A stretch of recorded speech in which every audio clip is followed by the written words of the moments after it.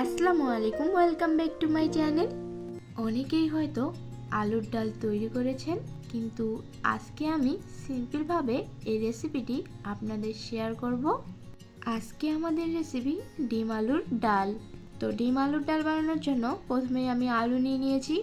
এটা নতুন আলু, তাই ভালোভাবে খোসা ছাড়িয়ে পরিষ্কার করে ধুয়ে নিয়েছি। আর এখানে একটা পাত্রে কিছু পরিমাণে জল দিয়ে আলুটাকে দিয়ে চুলোর আঁচটাকে কমিয়ে আলুটাকে আমি সেদ্ধ করে নিয়েছি।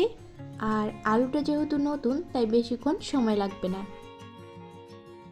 আলুটা যখন সেদ্ধ হয়ে গেছে তখন একটা বাটিতে নামিয়ে আলুটাকে আমি ভালোভাবে ম্যাশ করে নেব। আচ্ছা, ছোট্ট একটা টিপস বলে রাখি, ম্যাশ করানোর সময় আলুটার মধ্যে একটা টমেটো আর পরিমাণ অনুযায়ী হলুদ দিয়ে আলুটাকে ম্যাশ করে নিতে হবে। আর এই আলুগুলোকে অতটা ম্যাশ করতে হবে না, কিছুটা ম্যাশ করলেই হয়ে যাবে। একেবারে কিন্তু ভর্তা ভর্তা করার দরকার নেই। এবার দিয়ে দিচ্ছি সামান্য একটু জল। জলটাকে দিয়ে আলুটার সঙ্গে ভালোভাবে মিশিয়ে আলুটাকে আমি সাইডে রেখে দিচ্ছি। আচ্ছা, এবার আমি এখানে 4টে ডিম নিয়ে নিয়েছি। আমি হাঁসের ডিম ব্যবহার করছি, আপনারা চাইলে কিন্তু পোলট্রির ডিম দিয়েও এই ডাল তৈরি করতে পারেন। এবার এই ডিমগুলোকে ছুরির সাহায্যে আমি কিছুটা কেটে দিচ্ছি।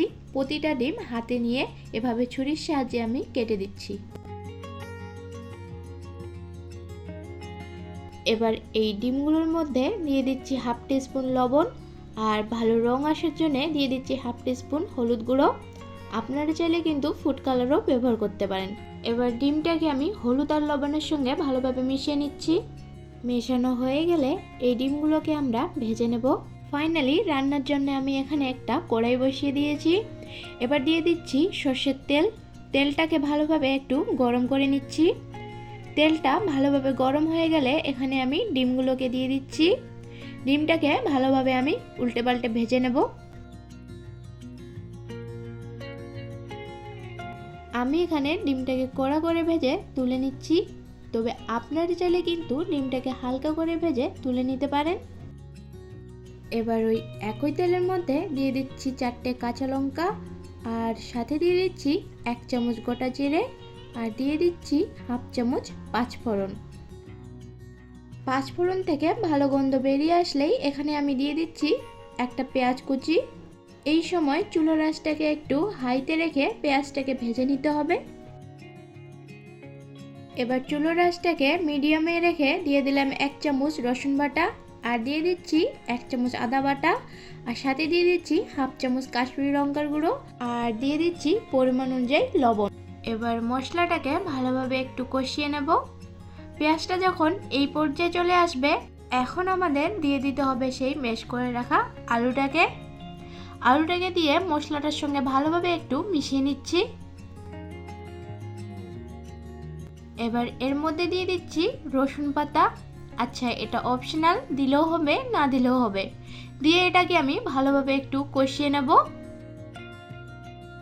আলুটা যখন কষাতে কষাতে সম্পূর্ণভাবে এই পর্যায়ে চলে আসবে, তখন এখানে আমি আবারও একটু জল অ্যাড করে দিচ্ছি। সামান্য একটু জল দিয়ে ভালোভাবে আলুটাকে আবারও একটু কষিয়ে নেব। এইভাবে 3 থেকে 4 বার আলুটাকে কিন্তু কষিয়ে নিতে হবে।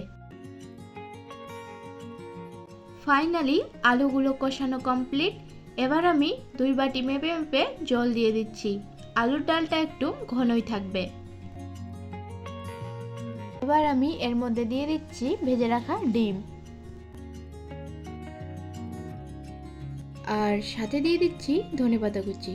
ধনেপাতা কুচি দিয়ে ঢাকনা দিয়ে এটাকে আমি কুক হতে দেব 4 থেকে 5 মিনিটের জন্য। আর নামানোর আগে দিয়ে দিচ্ছি গরম মশলা।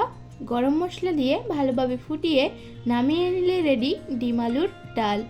এই আলুর ডালটা আপনারা ভাতের সঙ্গে খেতে পারবেন, আবার চাইলে রুটি বা পরোটার সঙ্গেও খেতে পারেন। সহজ রেসিপিতে আজকের একটা রেগুলার রান্না শেয়ার করলাম, আশা করি আপনাদের ভালো লেগেছে।